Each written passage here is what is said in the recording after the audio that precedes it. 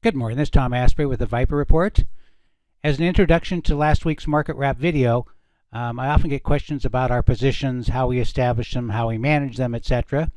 And as we're heading into the close on Wednesday, just before the holiday, these are the current positions for the Viper Hot Stocks. Gives you the name, obviously, the size of the position, and the entry point, the date recommended, the current position, 20-day EMA, the P&L, where our stop is, and we raise the stops. For example, Stericycle, we already took half the position off.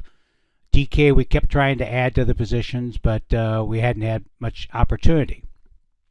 So let's take a look at Peabody Energy before we go on to the overall market commentary. I first started talking about Peabody Energy. This is the November 7th. I saw this massive weekly triangle formation. Volume was strong, relative performance. The you can see both bullish here. Was looking for an entry point here on the long side, and this triangle. I love this continuation because it just is a sign that after this huge move up, prices have moved sideways long enough to shake out the weak longs, and it's ready to go even higher. On the 10th, a few days later, I featured the daily chart. You can see that we'd gotten above the Stark bands here. You can see this yellow box here. So we were really overextended. After I tried to buy it on a pullback, it just accelerated the upside, and it pulled back pretty sharply. So still liked it, but still weren't not in the position. Then this last Monday, the 21st, you can see the daily chart here. I thought that this was the sharp rise to the upside. This little corrective pattern appeared to be over to me. So we went 50% long on the open, 50% at 26.23. I think it got down to about 26.30 or so on Monday's session before pushing sharply higher. As we head to the close on Wednesday, you can see it's now up to 29.78 here, and completed that major triangle formation to the upside, and we just got long here on Monday's lower opening. So we'll start managing this, probably take half of it off, somewhere between 32.80 and 35.51, and let the other part ride.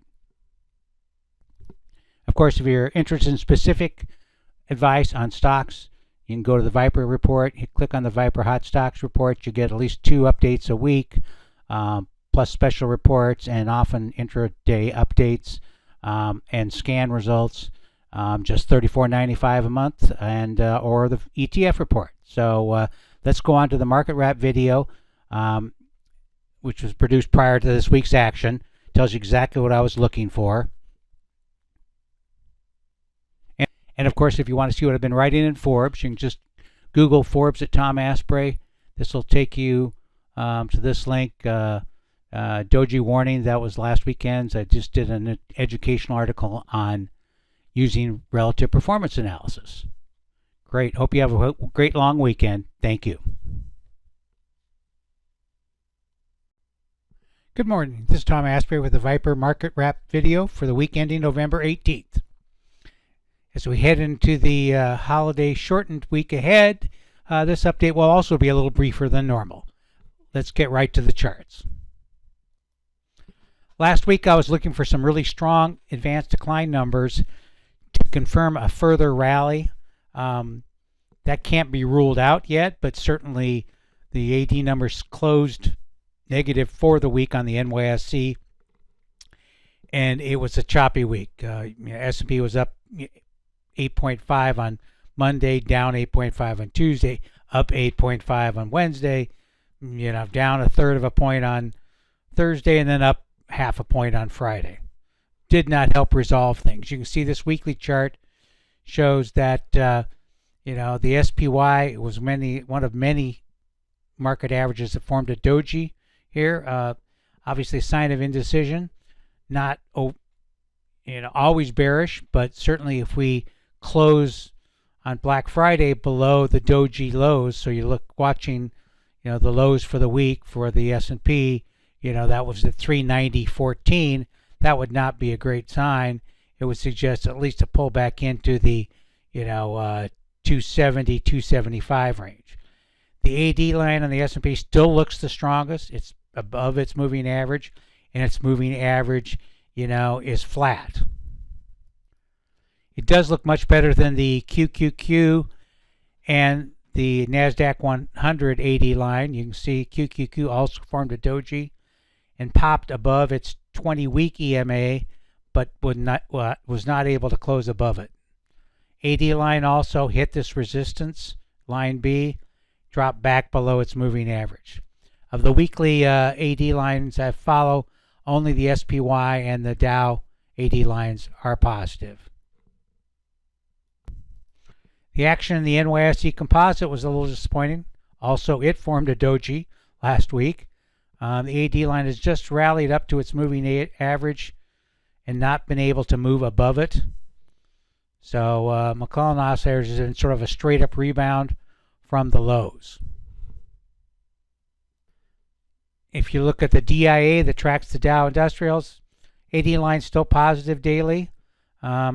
The relative performance is looking a little toppier here, but needs to hold this low in order to, if it drops below, it'll signal that the DIA is no longer leading the S&P. It started leading way back in here, and it's had a pretty good run.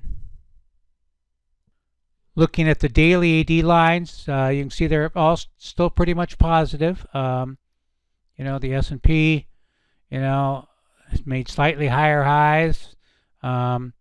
It's if you look at the percentage gain from the low to the high, not quite as strong as the price action. A week or two ago, I thought it might start accelerating the upside. Has not yet.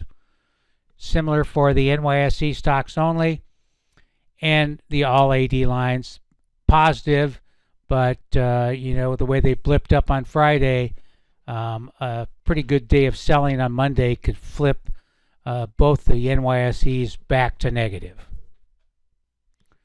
The high-low analysis is also weakened a little bit here.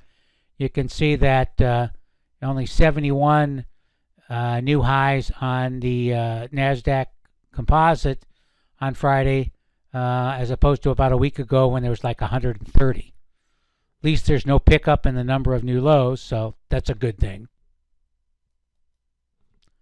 Put call ratios soared on Thursday, and 125 flopped back on Friday. Index 1 is starting to rise again, so people are likely hedging into the long weekend. As I was looking for last week, yields did uptick at the end of the week here. So I still think this is part of the topping process. This is just a close only, so 30 years in black. Red is the 10-year. Green is the 3-year, and 2 is the widely watched 2-year yields. You can see the action more clearly here. We rallied up pretty nicely Thursday and Friday in the 2-year yield. So that's the one we're watching. Certainly, you can see a support level that if you were to break this support level here, that would not be a good sign. It would suggest, a drop in yields back below 4%. MACDs are solidly negative, so they're showing no signs yet of a turnaround. I had done a section on sectors, but apparently didn't get included initially, so we're tacking this on to the end. One of the things I always like to do every week is, particularly easy in stock charts, if you go to the main page and dashboard and you go to candle glance down here, it'll allow you to look at the day's top performer, or if you pull down here, it will take you to the sector ETFs. And, despite the sort of positive but worrisome action in the overall markets, there are a lot of sectors that look pretty good. So I always look at this, ones that don't look pretty good. XLY, just appears to be a rebound in a downtrend. XLC, contains Amazon and Meta, not a good sign. XLK does look a little better, but the stop really would need to be pretty well under the market. But things like, of course, XLI, talked about it, into October, but just never pulled the trigger here.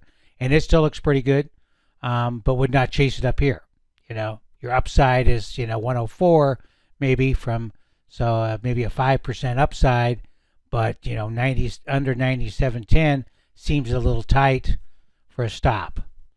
So other ones I do like, if you look at the ones that are just emerging, is like the utilities. Looks to be in the bottoming process here in terms of the OBV and the RS, and certainly the risk is well controlled. Closed 3 points above its pivot or so. So that's not a bad thing. So if you don't utilize this part in stock charts, I suggest you do. It'll give you some really clues. Energy, it's still this. You can't really say this is a top. The RS, could flip around in a couple of days. If it breaks below this level, I became more concerned. But basically, this is still could be just a trading range. So this is all I got for tonight. We'll keep in touch during the week.